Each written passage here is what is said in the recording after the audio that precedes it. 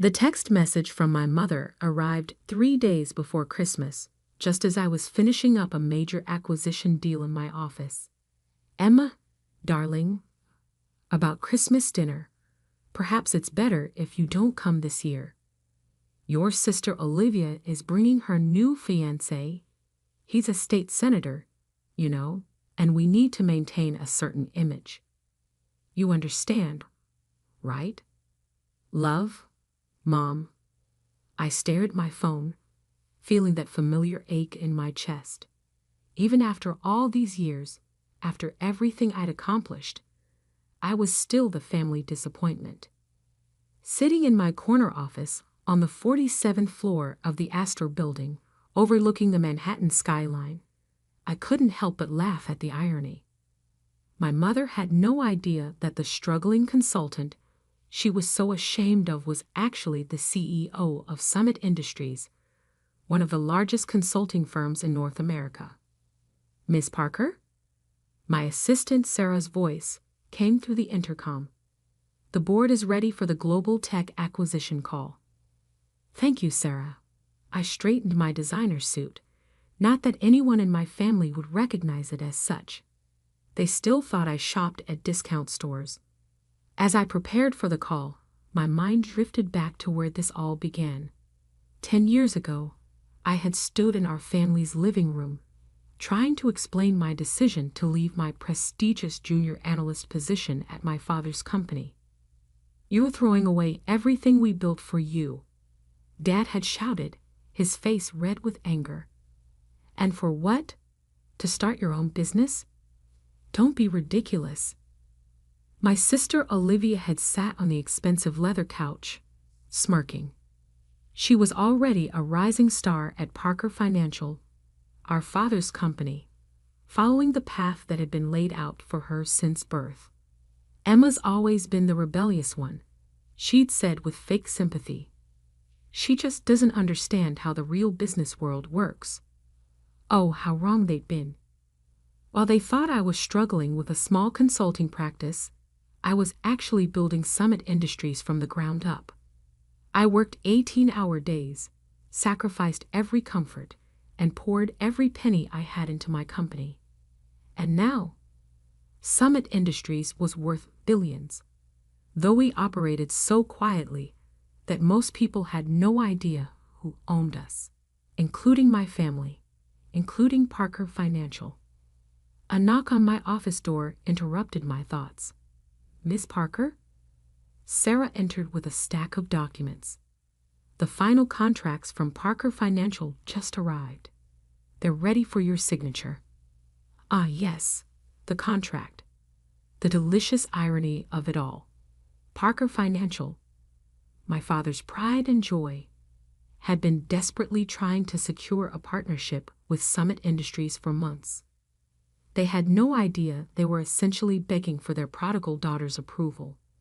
I picked up my phone and reread my mother's text. Need to maintain a certain image. My laptop pinged with a new email from Olivia. "Emma, heard Mom texted you about Christmas. Don't take it personally. You know how important appearances are to her. Besides, Senator Richards is very particular about the company he keeps. It's really better this way. Maybe once you've made something of yourself, you can join us again. Live." I set my phone down and looked at the stack of contracts on my desk. The partnership would be worth millions to Parker Financial. They were counting on it to fund their expansion into international markets. My father had been bragging about it for weeks, according to my sources, and all it needed was my signature. Sarah appeared in the doorway again. "Your father's on line 1. He wants to discuss the contract signing ceremony." I picked up the phone, adopting the professionally distant tone I always used when dealing with Parker Financial. "Emma Mitchell speaking." I used my mother's maiden name in business specifically to avoid detection. "Ms. Mitchell." My father's voice was eager, ingratiating, so different from the dismissive tone he used with his younger daughter. I just wanted to confirm everything's set for the signing ceremony tomorrow. This partnership means everything to our company. I thought about Christmas dinner, about Olivia's smug email, about years of being treated like a failure. Actually, Mr. Parker, I said smoothly, I've been reviewing the contracts and I have some concerns. Concerns? I could hear the panic creeping into his voice. What concerns? Everything was approved by your board. Things change, I replied. Perhaps we should discuss this in person. Why don't you bring your family to the signing ceremony tomorrow? After all, Parker Financial is a family company, isn't it? Yes, of course. I'll bring everyone. My wife, my daughter Olivia.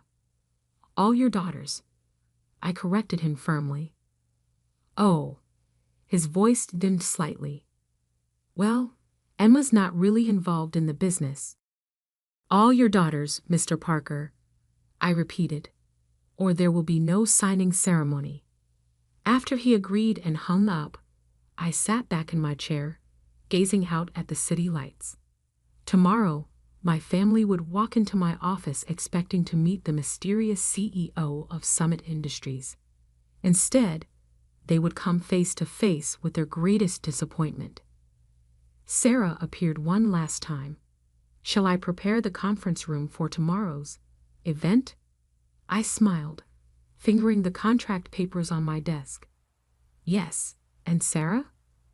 Make sure the photographers are ready. I want to capture every moment when they realize exactly who they've been dealing with. As night fell over Manhattan, I stayed in my office, planning every detail of tomorrow's revelation. My family wanted to maintain a certain image. Well, they were about to learn what real success looked like, and Christmas dinner would never be the same again. The morning of the contract signing, I arrived at the office 2 hours early. The conference room on the 47th floor had been meticulously prepared. Fresh flowers arranged on gleaming mahogany tables, elegant place cards marking each seat, floor-to-ceiling windows offering a stunning view of Manhattan's skyline. Your family just arrived in the lobby, Sarah informed me, her expression carefully neutral. She'd been with me since the beginning, one of the few people who knew the whole truth. Should I send them up?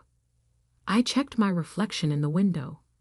Gone was the deliberately understated clothing I wore around my family. Today, I wore a crisp Armani suit, Louboutin heels, and my grandmother's vintage Cartier watch, the only inheritance she'd left me, along with her belief in my potential. No, I replied, smoothing my jacket. Had them wait. I want to make an entrance. 20 minutes later, I stood in my private elevator, watching the floor numbers tick upward. My phone buzzed, another text from my mother.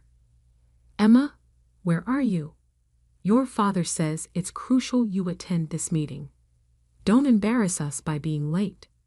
I smiled, slipping the phone back into my pocket as the elevator doors opened. Through the glass walls of the conference room, I could see them all. My father pacing nervously, my mother fixing Olivia's already perfect hair, and my sister preening in her reflection, probably rehearsing her most ingratiating smile for the mysterious CEO. Senator Richards, Olivia's fiancé, sat examining the contract papers with an expression of barely concealed boredom. He'd never met me. Olivia had made sure of that, but he was about to. I nodded to Sarah, who opened the conference room doors. Ladies and gentlemen, she announced, Ms. Emma Mitchell, CEO of Summit Industries. The silence that followed was absolute. I could hear the soft hum of the air conditioning as I walked into the room, my heels clicking deliberately against the marble floor. My mother's champagne glass slipped from her fingers, shattering on the polished table. My father's face had gone from red to white in seconds. but it was Olivia's expression that I would remember forever. Pure, unadulterated shock as her carefully constructed world of superiority crumbled around her. "Hello, family," I said calmly, taking my seat at the head of the table. "Shall we begin?" This is impossible," my father stammered. "You're a small-time consultant." "Am I?" I opened the folder in front of me. Interesting. Because according to these documents, I'm the CEO of the company you've been desperately trying to partner with for the past 6 months. The senator cleared his throat, looking between me and his shell-shocked fiancée. "I'm sorry. What exactly is happening here?" "Oh, forgive my sister's rudeness." I smiled sweetly at Olivia. "She should have introduced us at Christmas dinner." But wait, I wasn't invited, was I? Something about maintaining a certain image. My mother found her voice. "Emma, darling, there's been a terrible misunderstanding." "Has there?" I cut her off, my voice sharp. "Let's review, shall we?" I pressed a button on the conference table, and the wall screen lit up with a series of emails and text messages. Here's you telling me I'm not successful enough to attend family gatherings. Here's Olivia suggesting I'm an embarrassment to the family name. And here, I paused for effect, is Dad practically begging for this partnership, completely unaware he was negotiating with his disappointing younger daughter. The silence in the room was deafening. Sarah quietly distributed copies of the contract, or rather, what remained of it. My father flipped through the pages frantically. These aren't the same terms we discussed." "No," I agreed pleasantly. "They're not. You see, I've had time to reconsider this partnership. In fact, I've had years to consider exactly how I wanted this moment to play out." Olivia, finally finding her voice, leaned forward. "You can't do this. Daddy's been planning this expansion for months. The board is counting on it." I turned to her, letting my smile fade. "You mean like how I counted on my family's support when I was building my company from nothing? Like how I counted on being treated with basic respect at family gatherings?" "That was different," my mother protested weakly. "We were just trying to protect you from disappointment." "No," I cut her off. "You were protecting your image, your precious social standing. Well, congratulations. You've succeeded in creating exactly the image you wanted. The whole business world will know exactly who the Parkers are after today." I stood up, smoothing my jacket. "The partnership deal is off. Summit Industries will be acquiring Global Tech directly, which, as I'm sure Dad has realized by now, will effectively block Parker Financial from expanding into the international market." My father slumped in his chair, the full implications hitting him. Without this partnership, without the expansion it would have funded, Parker Financial would remain exactly what it was, a mid-sized regional firm, forever in the shadow of Summit Industries.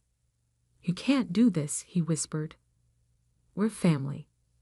I paused at the door, turning back one last time. "Family? That's interesting, because according to the text messages I received yesterday, I'm not successful enough to be part of this family. I wonder." I pretended to think for a moment. "Will I be successful enough for Christmas dinner now?" The silence that followed me out was deafening. Through the glass walls, I could see my mother dabbing at her eyes with an expensive handkerchief, my father staring blankly at the contract papers, and Olivia, perfect, successful Olivia, slumped in her chair, her carefully constructed world lying in pieces around her. Sarah fell into step beside me as I walked back to my office. "That was quite a show," she said quietly. "Are you okay?" I looked down at my phone, where another desperate text from my mother was flashing. "Cancel the Christmas dinner," I replied, a small smile playing at my lips. "I have other plans." The true fallout was just beginning, and I had a feeling the holidays were about to get very interesting indeed. The aftermath of the contract signing was exactly what I expected: a hurricane of desperate calls, manipulative messages, and increasingly panicked attempts at reconciliation. My phone buzzed constantly. "Emma, sweetheart, we need to talk about this as a family." "Mom, you're destroying everything I built." "Dad, can't we discuss this like rational business people?" "Olivia." I ignored them all while Summit Industries proceeded with the Global Tech acquisition. Without the partnership, Parker Financial's stock price began to drop. The business news was ruthless. Parker Financial, low CSCRUCYAL PA, uncanny A. HI. BUHIGI. Summit Industries. FANILYDRAMA failed MERGER. Parker stock PLUNETS as international expansion PANSEOLNATS. 1 week after the failed signing, I sat in my office reviewing the latest acquisition reports when Sarah appeared at my door. "Your sister's here again," she said. "Third time this week. But this time she's alone. No senator fiancé." I glanced at the security feed on my laptop. Olivia stood in the lobby. But something was different. Gone was her usual perfectly polished appearance. She looked tired. "Send her up," I said after a moment's consideration. Olivia walked into my office like a stranger, her eyes taking in the expansive space, the view, the clear symbols of success she'd never noticed in her failing sister. "Nice office," she said quietly. "Bigger than mine at Parker Financial. Though I suppose that's not saying much anymore." "What do you want, Olivia?" She sank into one of the visitor chairs. Senator Richards called off the engagement. I raised an eyebrow. Really? The perfect power couple didn't survive a little financial setback. He said he couldn't be associated with a failing family business. She laughed bitterly.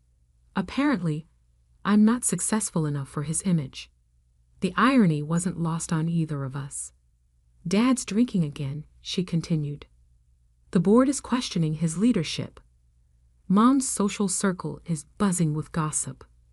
Everything's falling apart. And it's all because." "Because of me?" I interrupted. "No, Olivia. It's falling apart because it was built on appearances rather than substance, just like your engagement." She flinched. "I deserved that." "You deserved a lot more than that." I leaned forward. "Do you know what it was like, watching you all celebrate each other's successes while treating me like a failure? Having Mom plan elaborate parties for your promotions while she couldn't even remember what my company was called. We thought you were struggling. You never asked." I stood up, anger finally breaking through my carefully maintained composure. "Not once in 10 years did any of you actually ask about my work. You were too busy looking down on me to notice I had surpassed all of you." Tears slipped down Olivia's cheeks, real ones this time, not the calculated drops she usually produced for effect. "I was horrible to you." "Yes, you were. Can you ever forgive me?" I studied her for a long moment. "Forgiveness isn't the issue, Olivia. Trust is, and trust has to be earned." Just then, my office door burst open. My parents rushed in, ignoring Sarah's protests. "Emma," my father's voice boomed, though it lacked its usual authority. "This has gone far enough. You've made your point. Hi. I remained seated, watching them. At what point would that be? That you're successful, my mother said quickly. That we were wrong about you. We understand now, darling. You can stop punishing us. I laughed, but there was no humor in it. You think this is about punishment? About proving my success? I stood up, walking to the window.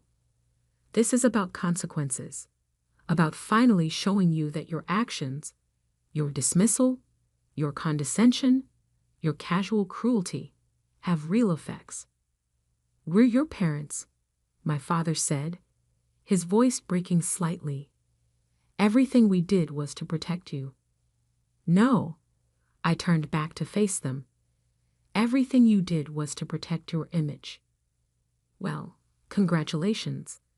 Your image is now exactly what you've made it. A failing company, a broken engagement, and a family in crisis. What do you want from us? Olivia asked quietly. Want?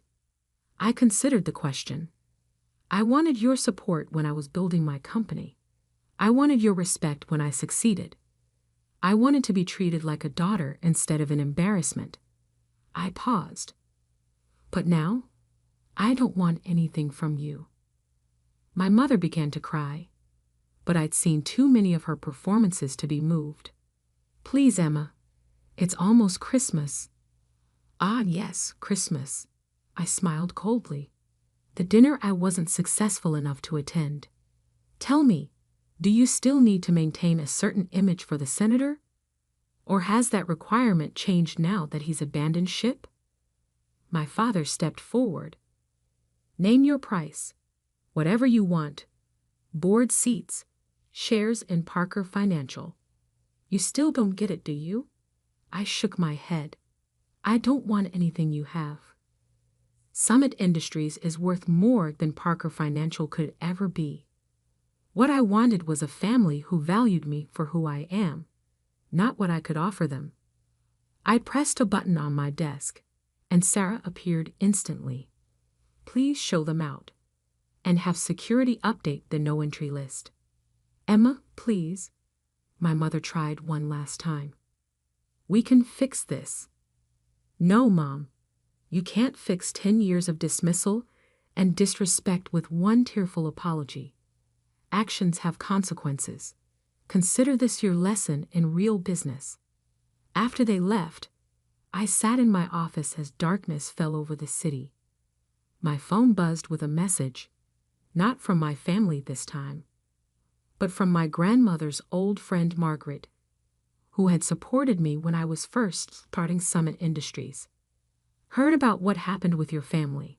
Your grandmother would be proud. Christmas dinner at my place this year? I smiled, feeling a weight lift from my shoulders. Sometimes family isn't about blood. It's about who believes in you when no one else does. The next morning, I called a board meeting at Summit Industries. It was time to announce our next major move, a complete overhaul of the consulting industry, starting with the acquisition of several regional firms. Parker Financial wasn't on the list. As I stood before my board, outlining our expansion plans, I thought about my family's Christmas dinner happening without me. They would sit around their expensive table, picking at their perfect meal, trying to maintain their precious image. Meanwhile, I would be building something real, something lasting, not just a successful company, but a life where I never had to pretend to be less than I am. A week later, a small package arrived at my office. Inside was my grandmother's old business card holder with a note from Margaret. She always said you'd outshine them all. Looks like she was right. I placed the card holder on my desk, a reminder that success isn't about who accepts you at your peak, but who believed in you from the beginning. My family had wanted to maintain a certain image. Well, they got their wish, just not the image they'd hoped for. And me, I finally had exactly the image I'd earned. Successful, powerful, and completely free from their expectations. The next time someone asked about my family, I simply smiled and said, I have a company to run. Because in the end, that was worth more than any Christmas dinner they could offer.